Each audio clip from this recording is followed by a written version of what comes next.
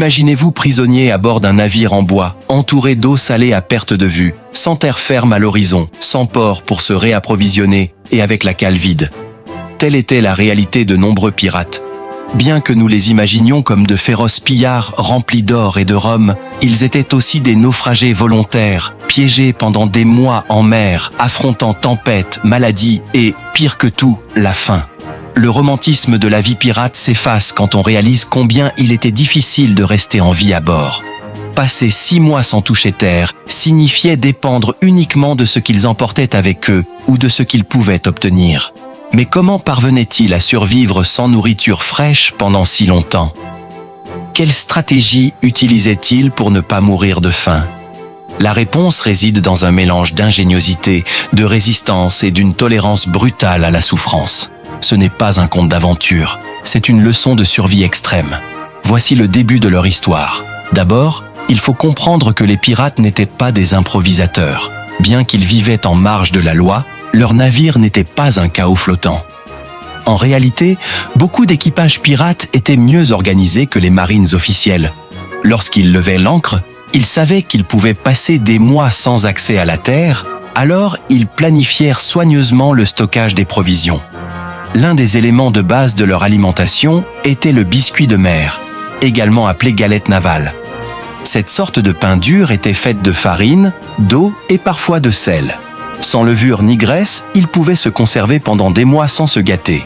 Il n'était ni savoureux, ni facile à mâcher, mais il résistait au temps. Certains pirates l'attendrissaient dans de l'eau ou même dans du rhum pour pouvoir le manger, car avec le temps, il devenait si dur qu'il pouvait casser des dents. En plus du biscuit, ils stockaient de la viande salée. Ils transportaient souvent des barils de bœuf ou de porc conservés en saumure. Cette méthode retirait une grande partie de l'humidité de la viande, empêchant sa décomposition. Toutefois, après plusieurs semaines en mer, elle prenait un goût fort, presque rance, et il n'était pas rare qu'elle provoque des troubles intestinaux, mais c'était mieux que de mourir de faim.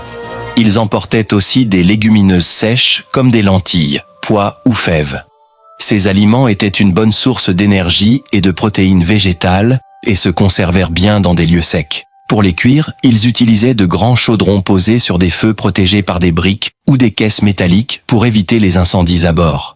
L'eau pour la cuisson provenait des réserves de pluie ou, dans les cas extrêmes, était distillée à partir d'eau salée, un procédé rudimentaire qui consommait beaucoup de combustible et donnait un résultat incertain.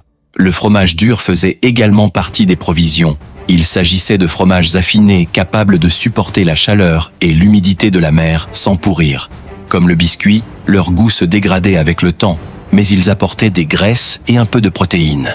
Mais même avec toute cette planification, les provisions finissaient par s'épuiser ou se gâter à cause de la moisissure, des rats ou des infiltrations d'eau salée.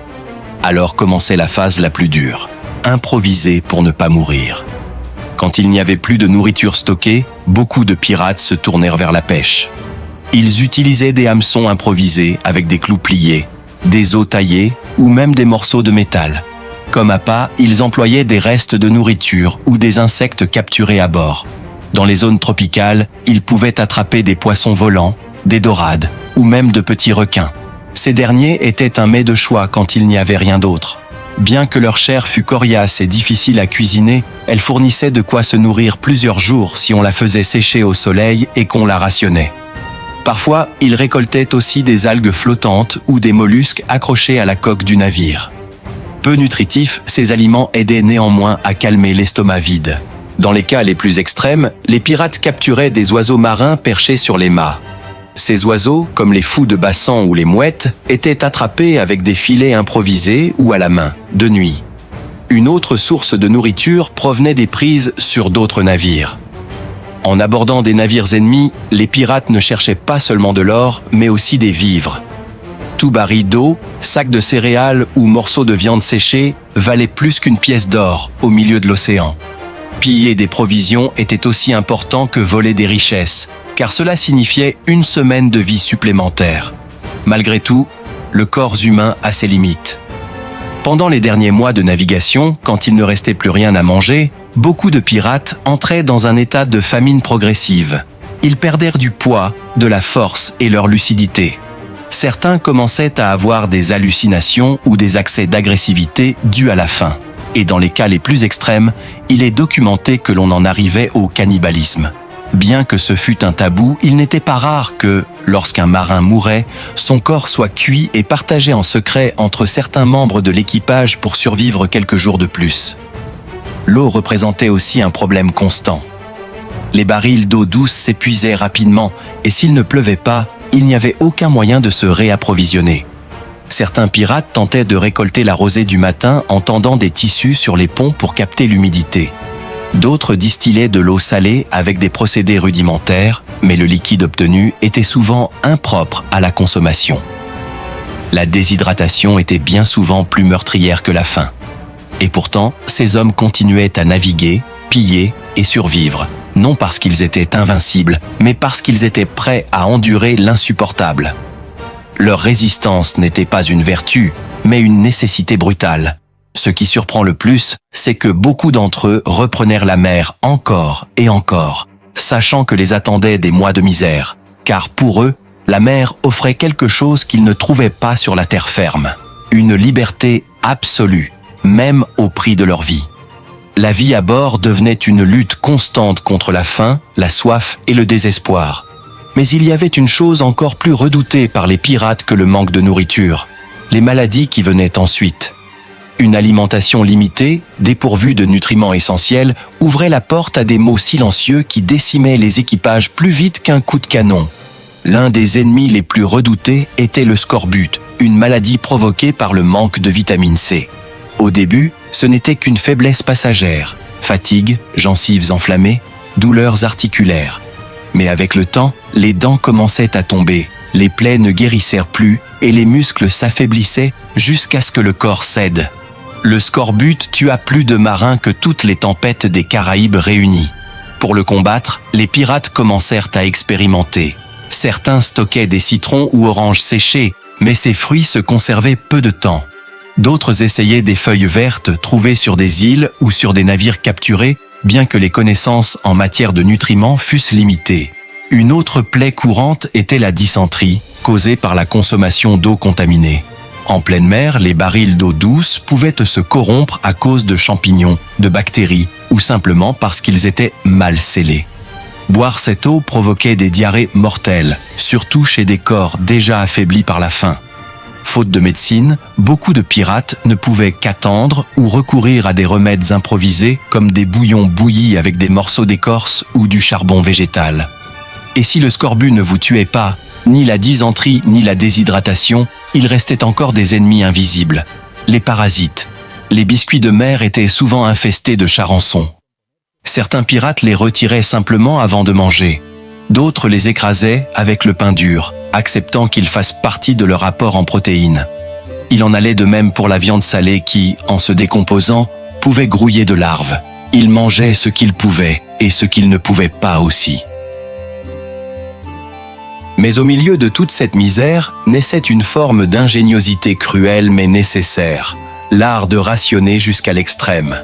Les capitaines les plus rusés savaient que leur autorité était mise à l'épreuve quand les provisions venaient à manquer. Ils établissaient donc des règles strictes. Chaque marin recevait une quantité minimale quotidienne de nourriture et d'eau, sans exception. Peu importait le rang, tous mangeaient de la même façon. Les punitions pour vol de nourriture étaient brutales, parfois mortelles.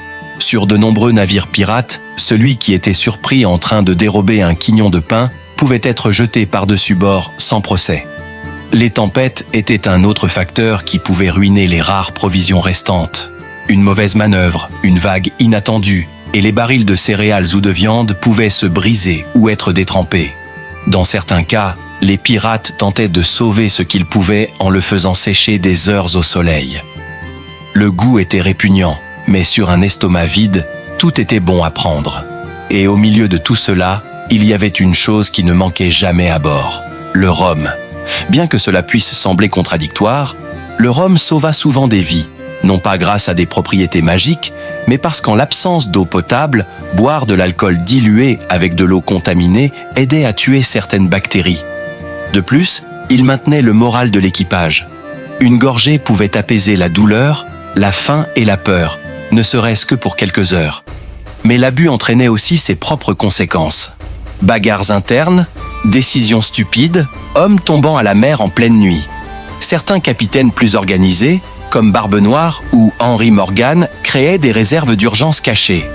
Ils dissimulaient des barils de riz, de rhum ou de biscuits secs dans des compartiments secrets du navire. On n'y accédait qu'en cas de nécessité extrême. Cette stratégie sauvait non seulement des vies, mais renforçait aussi l'autorité du capitaine.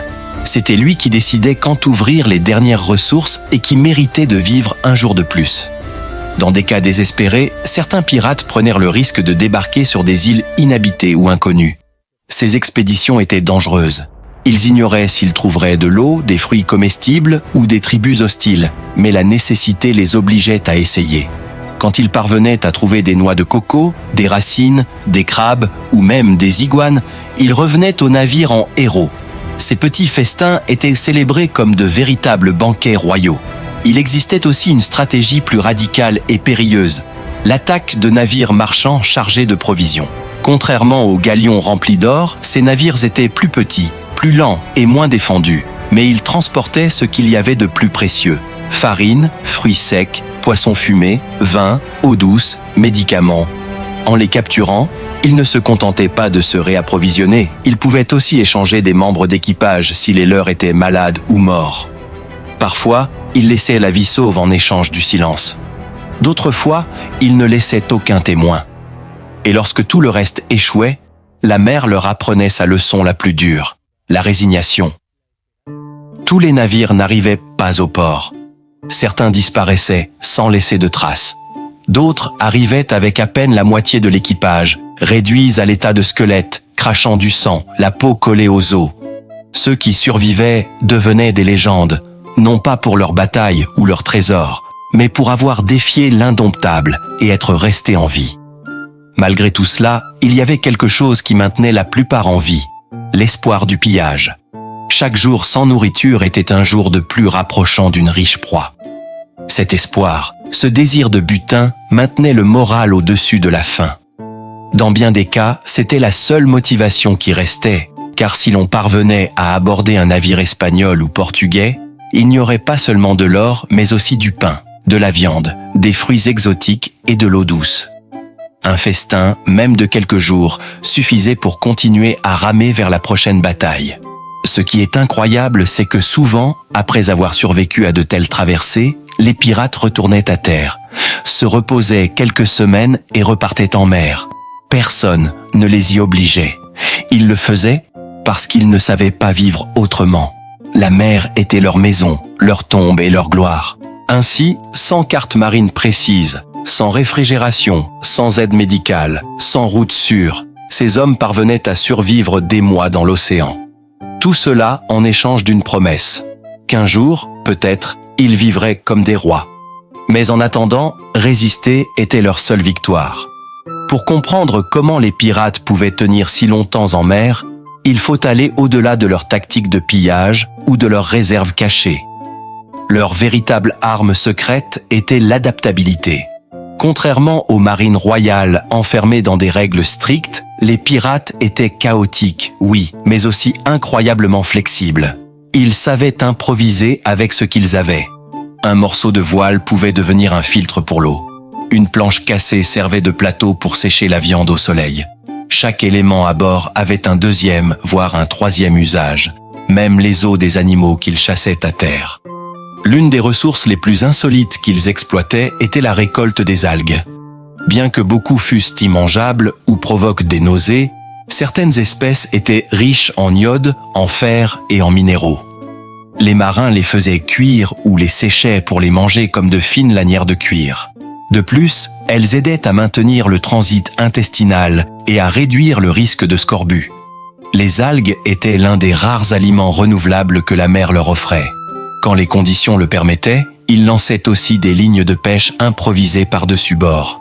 Faute d'appât, ils utilisaient des morceaux de tissu imbibés de graisse, de petits os ou même des restes de nourriture avariés. Ce qui surprend, c'est que bien souvent, ils réussissaient à pêcher, allant de petits poissons jusqu'aux requins. Et même si le poisson frais était un luxe, le préparer sans sel ni condiments pouvait s'avérer tout aussi désagréable. Malgré cela, ils le mangeaient avec avidité, crue, car il n'y avait ni bois ni feu. Le risque d'intoxication était élevé, mais moindre que celui de mourir de faim. Les pirates apprenaient aussi en observant d'autres cultures. Certains s'inspiraient des méthodes des natifs caribéens ou africains qui savaient tirer parti des fruits de la mer, oursins, mollusques ou coquillages. Ils imitaient même les techniques rudimentaires de séchage et de fumage pour conserver les aliments. Tout cela se faisait avec des matériaux recyclés du navire, des voiles déchirées transformées en nattes pour faire sécher le poisson, ou des barils usés convertis en fumoir improvisés pour la viande. Dans les cas les plus extrêmes surgissait un tabou que nul pirate n'osait mentionner à voix haute, mais que tous connaissaient. Le cannibalisme n'était pas courant, il n'était pas accepté, mais il a bel et bien existé. Des témoignages relatent des navires à la dérive durant des semaines, où les plus faibles, une fois morts, devenaient une réserve de chair d'urgence. Certains l'ont écrit dans leurs journaux, d'autres ne l'ont jamais raconté. C'était le dernier recours, l'extrémité absolue, une décision qui détruisait l'esprit de ceux qui survivaient. Mais avant d'en arriver là, la plupart des capitaines prenaient des mesures plus draconiennes pour maintenir l'ordre. Par exemple, ils établissaient des tours de garde obligatoires pour surveiller les vivres, durant lesquels les membres de l'équipage tournaient pour veiller sur les barils, contrôler les niveaux d'eau et empêcher les vols. Parfois, ils tenaient même des inventaires quotidiens en gravant à l'aide de couteaux les parois du navire pour marquer la consommation. La discipline faisait la différence entre la vie et la mort. Lorsque la tension devenait trop forte, le capitaine pouvait prendre une autre décision, abandonner la route prévue et chercher la terre ferme, même si cela signifiait se détourner des semaines de son objectif. Cette option pouvait sauver des vies, mais aussi frustrer l'équipage, surtout si aucune récompense n'attendait à l'arrivée. Plusieurs mutineries commencèrent ainsi, non pas pour l'or ni pour le pouvoir, mais pour le simple droit de manger. En haute mer, la faim ne détruit pas seulement le corps, elle consume aussi l'esprit. Beaucoup de marins commençaient à halluciner après plusieurs jours sans nourriture. Ils voyaient des îles qui n'existaient pas. Ils entendaient des voix dans les vagues. Ils croyaient sentir l'odeur de festins imaginaires. Cette fièvre de la faim pouvait pousser des hommes sains d'esprit à sauter par-dessus bord, convaincus que le paradis flottait à quelques mètres. D'autres devenaient violents, et certains tentèrent même de tuer leurs compagnons pour un morceau de viande séchée. Cependant, au milieu de toute cette détresse, existait aussi la fraternité de la souffrance. Les pirates, bien que cruels, savaient être solidaires entre eux lorsque la situation devenait insoutenable. Ils partageaient le peu qu'ils possédaient. Si l'un trouvait une noix de coco flottant, il la partageait en parts égales. Si quelqu'un tombait malade, un autre lui cédait sa ration. Cette camaraderie née de la douleur partagée était l'un des secrets de leur survie, car en mer ils savaient qu'ils ne pouvaient compter que les uns sur les autres. Une fois que le navire atteignait enfin la terre, commençait une autre étape de survie, la récupération. Ceux qui n'étaient pas morts en chemin avaient besoin de jours entiers pour pouvoir marcher normalement. Ils se ravitaillaient en fruits frais, en viande, en eau, et dormaient sans tangage pour la première fois depuis des semaines. Certains ne voulaient plus jamais retourner en mer, mais d'autres, après quelques jours, réparaient déjà les voiles, affûtaient les couteaux et planifiaient la prochaine aventure. Car tels étaient les pirates, accros au risque, à la mer et à une liberté qui n'avait pas de prix, même si cette liberté s'accompagnait de faim et de mort. En fin de compte, ce qui permettait aux pirates de survivre n'était pas seulement les techniques de conservation ni les ressources improvisées. C'était un mélange de résilience brutale, d'ingéniosité sauvage et d'une volonté farouche de ne jamais céder. À la différence des soldats des marines royales, ils ne combattaient pas pour un roi. Ils combattaient pour eux-mêmes, pour leurs frères, pour le prochain pillage, pour une vie sans chaîne. Et dans cette lutte quotidienne, la faim n'était qu'un ennemi de plus qu'ils étaient prêts à affronter et à vaincre. Ainsi, avec des ventres vides mais des esprits enflammés, les pirates naviguaient au-delà des limites de la résistance humaine. 6 mois en mer n'était pas une condamnation, mais l'épreuve ultime prouvant que la liberté ne se mendie pas. Elle se conquiert, fût-ce avec les ongles, la faim et la rage.